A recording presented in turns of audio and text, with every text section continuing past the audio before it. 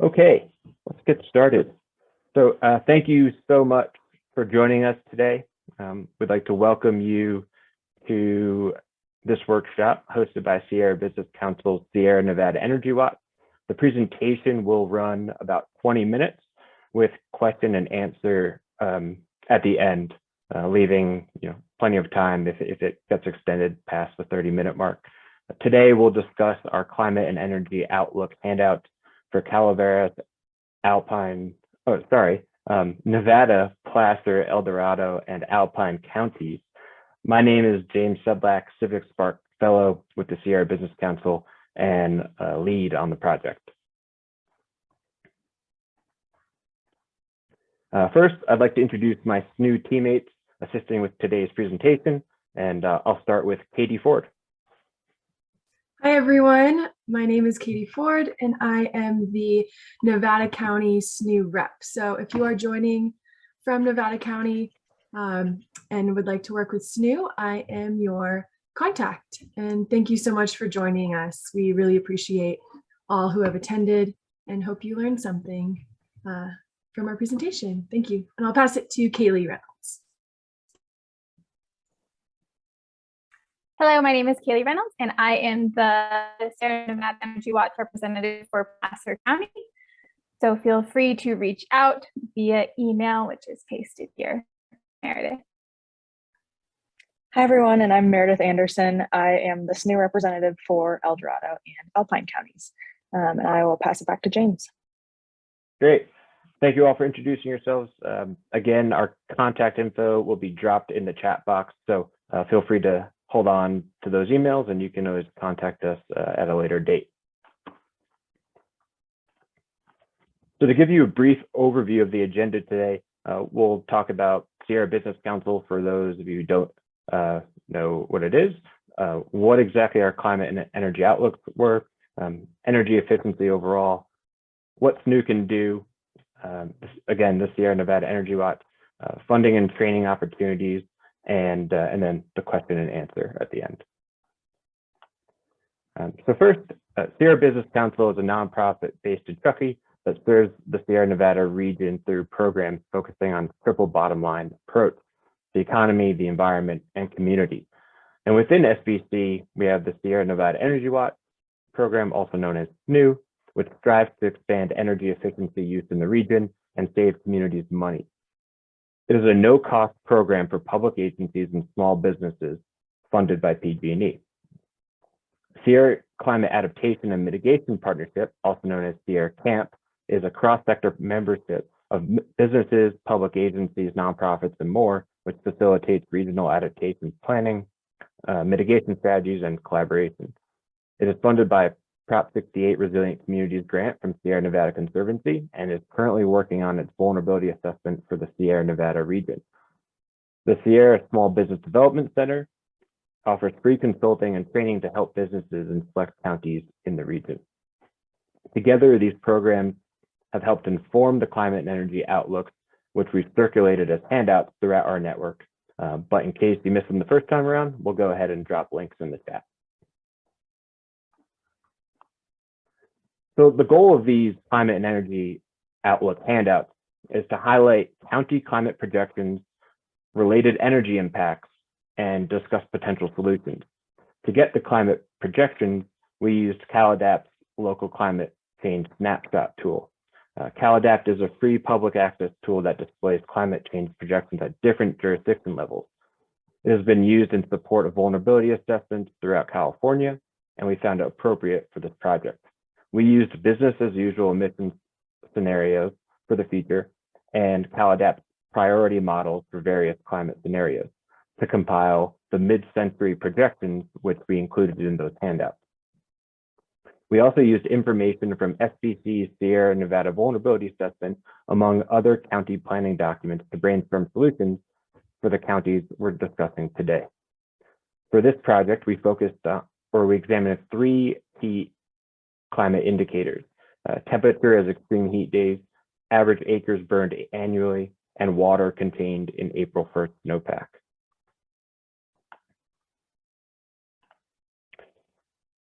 So first, we're going to look at the annual acres burned. The y-axis shows the amount of acres, whereas the x-axis shows the years.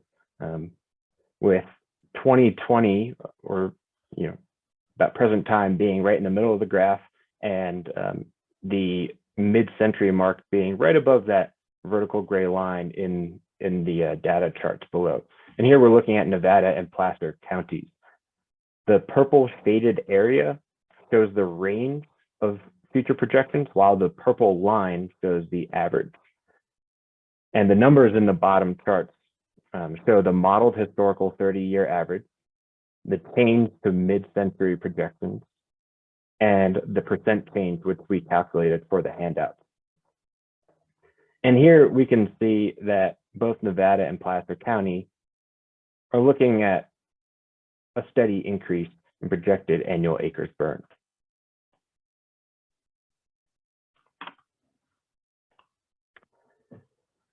Here again, the graph y-axis and x-axis are the same. We're looking at annual acres burned for El Dorado and Alpine counties.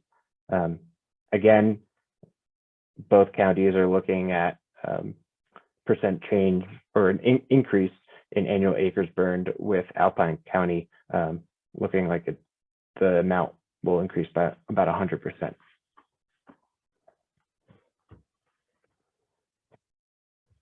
Some common impacts associated with increased wildfire risk, which many of you probably know, are public safety power shutoffs, causing disruptions to critical appliances like wells and medical devices, smoke hazards and unhealthy breathing conditions, threatened assets, especially deteriorating buildings and other infrastructure, unexpected evacuations, which has energy impacts of leaving energy consuming appliances running, perhaps for days or weeks on end. However, possible responses include evaluating contingency initiatives like microgrids and renewable battery storage with fuel breaks, exploring options for new air filters and HVAC systems that promote better air quality, pursuing building envelope retrofits that also serve to harden homes, like better insulated roofing and walls made out of non-flammable material, especially with amber catching screens around vents, and applying for grants supporting emergency communication systems and potential smart controls. Next, we'll look at April 1st snow water equivalent graph showing the amount of liquid water present in snowpack by April 1st, which is typically a standard time period to measure the snowpack, thought to be deepest and most indicative for water supply for future months. The y-axis shows inches, while the x-axis again shows the years. Again, the purple shaded area shows the projections. The line is the average.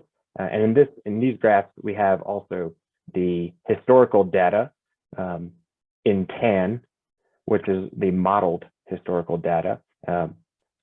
The shaded area is the range, with the line being the average, and that gray line in each of the graphs represents the observed data. And again, we see our modeled historical 30-year average, the changes to mid-century projections, and percent changes in the charts below. And in both of these cases, both Nevada and Placer County are projected to see decreases in their April 1st snow water equivalent by mid-century. And next, we'll look at April 1st snow water equivalent for El Dorado and Alpine counties. These two counties are also expected to see decreases in snowpack water.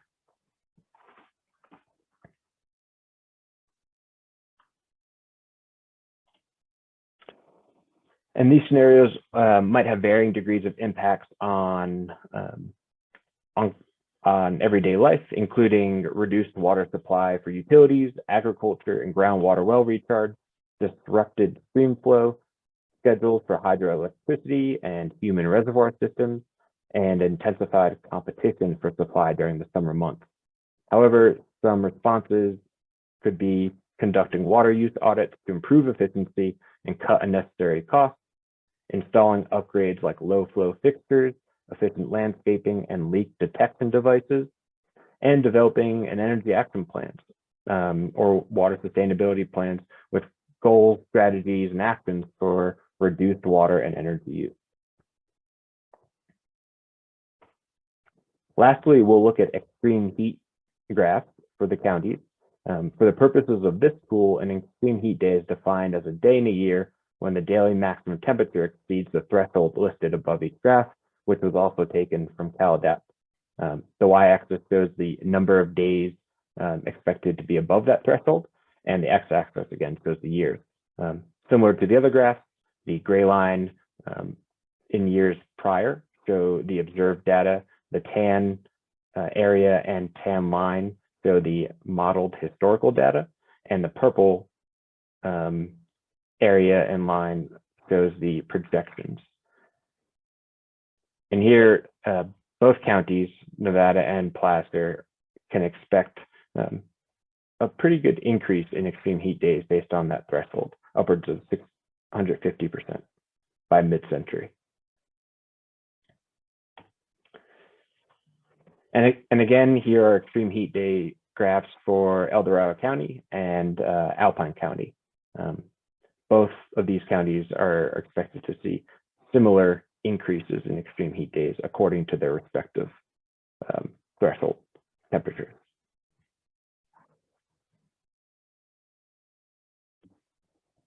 While extreme heat and general warming trends have strong influences on other forces like drought and wildfire risk, specific energy-related impacts could include higher demand for cooling and operating devices like medical machines that keep people comfortable, general fatigue among individuals to learn or perform, and heat stress and temperature swings on building, regulating systems and infrastructure. Meanwhile, some responses might be investing in equipment upgrades like HVAC and smart controls to save energy and cost when feasible, if you have to run those appliances like air conditioners to make you comfortable, promoting workshops for local emissions reductions and extreme heat safety, pursuing building Title 24 standards to meet code and assess building envelope upgrades like extra insulation, multi-pane windows, ceiling doors, and other leak points, and using appliances during off-peak pricing hours to save money if you have to use those appliances in the first place. So together, these considerations might encourage us to think about energy resilience.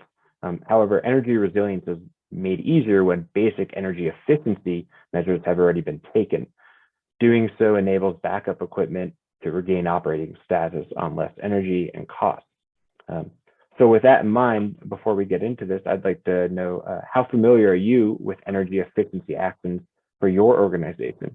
And I'll go ahead and just launch a quick poll if you all wouldn't mind taking a few seconds just to answer.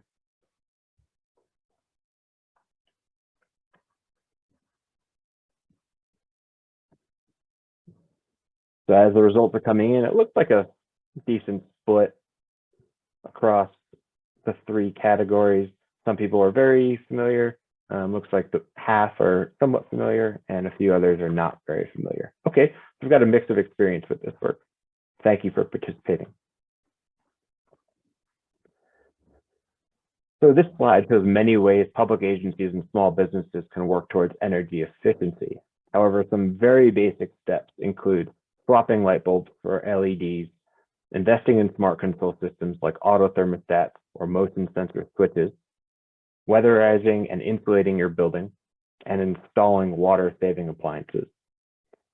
And at the end of the day, energy efficiency really aims to just use less energy, save money, and reduce emissions.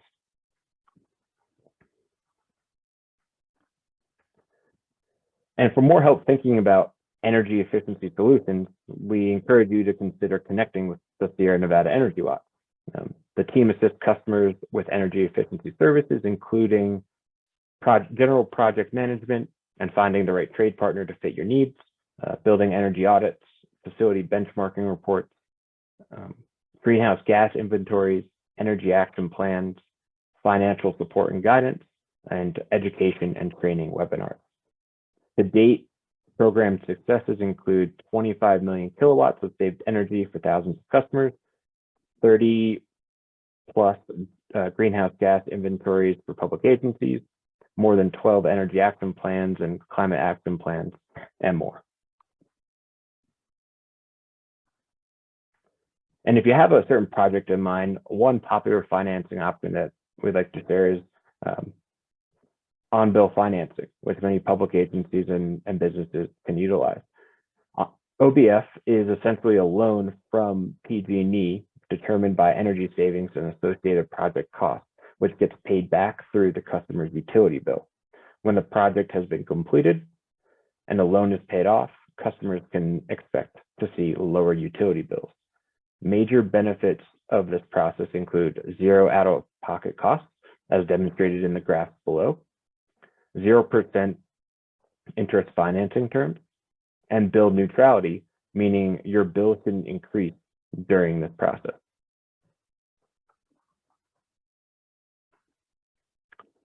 Furthermore, SNEW and connected programs like Sierra Camp can point you to the right direction for funding opportunities, like the ones listed here that are currently active. We have the Rural Energy Pilot Program offering financial assistance for rural communities to further develop renewable energy, including community energy planning, efficiency, and weatherization. The Emergency Load Reduction Program paying customers for reducing energy consumption during grid emergencies. The Community Microgrid Enablement Program, facilitating the development of front-of-meter multi-customer microgrids. CalSAFE, providing funding to schools for HVAC and plumbing system overhauls, for which SNEW can assist with grant writing. And the Regional Climate Collaboratives, which are capacity building grants focused on supporting under-resourced communities to implement climate mitigation and adaptation projects. And if you'd like to explore those on your own time, we'll drop those links in the chat. We've also identified some opportunities for businesses, including the Go Green Business Program, which finances energy efficiency projects for small businesses. Again, the Emergency Load Reduction Program, paying customers for reducing energy consumption during grid emergencies. And the Self-Generation Incentive Program, which offers rebates for installing energy storage technologies, among the other PG&E community resilience resources, which again, we'll drop these links in the chat.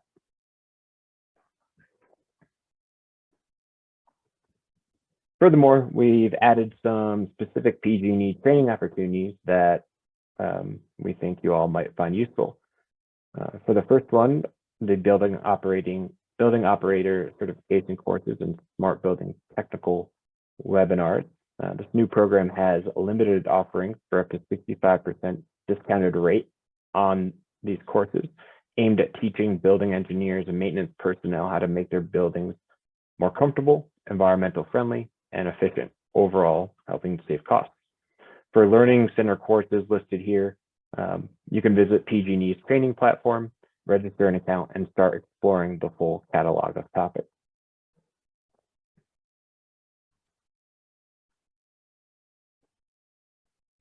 And if you'd like to stay informed on program updates, as well as funding and training opportunities, we highly encourage you to check out the SNEW program webpage. Consider signing up for the SNEW monthly newsletter to get information like this directly to your mailbox, or explore Sierra Camp vulnerability assessment if the climate projection side of things is also interesting to you. We'll also drop these links in the chat.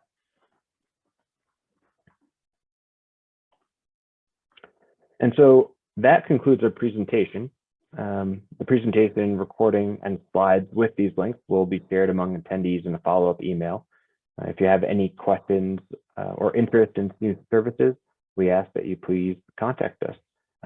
I'd like to thank you so much for your time today. We hope you found it somewhat informative, and I'll go ahead and stop recording and sharing so we can open the discussion for Q&A.